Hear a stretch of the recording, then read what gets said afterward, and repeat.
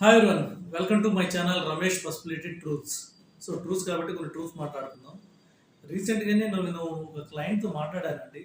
Client అనే కన్నా she my friend అనుకోవచ్చు. సో ఆమెతో మాట్లాడితే ఆమె దాదాపు ప్రీమియమే 2.5 lakhs పే చేస్తుంది ఒక బ్యాంక్కి. అంటే బ్యాంక్ ద్వారా లైఫ్ ఇన్సూరెన్స్ పాలసీకి 2.5 lakhs ప్రీమియం పే చేస్తుంది. కానీ ఆమెకి ఏ ప్లాన్లో పెట్టిందో తెలియదు, ఎన్ని సంవత్సరాలు కట్టాలో తెలియదు, ఎప్పుడు మెచ్యూరిటీ అవుతుందో తెలియదు, అసలు ప్లాన్ బెనిఫిట్స్ ఏంది, ఫ్యూచర్స్ ఏంది ఏం తెలియదు.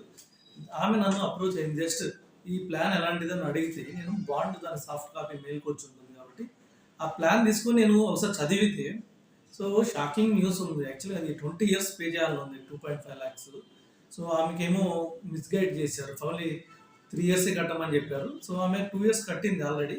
సో ఇంకొక 1 year కడితే సరిపోతుందా అని అడిగింది. కానీ ఆ ప్లాన్ గురించి చదివితే 20 years premium payment term, 30 years term ఉంది. అంటే 20 years కట్టాలి, ఇంకొక 10 years వెయిట్ చేస్తే 30 years తర్వాత మెచ్యూరిటీ వచ్చే విధంగా ఆ ప్లాన్ ఉంది. సో ఈ విధంగా ఆ ప్లాన్ మంచిదా చెడ్డదా అనేది పక్కన పెడితే, ఫస్ట్ ఆఫ్ ఆల్ ఆమెకు తెలియకుండా తీసుకోవడం వలన ఇప్పుడు 3 years కట్టేసి ఆపేసి ఉంటే ఆమెకు చాలా లాస్ వచ్చేది. అదేవిధంగా ఆ 30 years తర్వాత వచ్చే అమౌంట్ కూడా ఆమెకు ఎంత వస్తుందో తెలియకపోతే ఆమె ఎందుకోసం కడుతుందో, దేనికోసం ఆమె ఇన్వెస్ట్ చేస్తుందో ఆమెకు క్లారిటీ లేకపోవడం వలన ఆమెకి కంప్లీట్గా ఆ ఇన్వెస్ట్మెంట్ ఉపయోగపడదు. సో నేను ఎందుకు చెప్తున్నానంటే, మీరు ఎక్కడైనా సరే ఏ బ్యాంక్ ద్వారా కానీ లేకపోతే ఏ అప్లికేషన్ ద్వారా కానీ ఒక పాలసీ చేసేటప్పుడు ఏదో ఒక అప్లికేషన్ ద్వారా చేసేస్తున్నాం కాబట్టి చేసేయడం కాదు.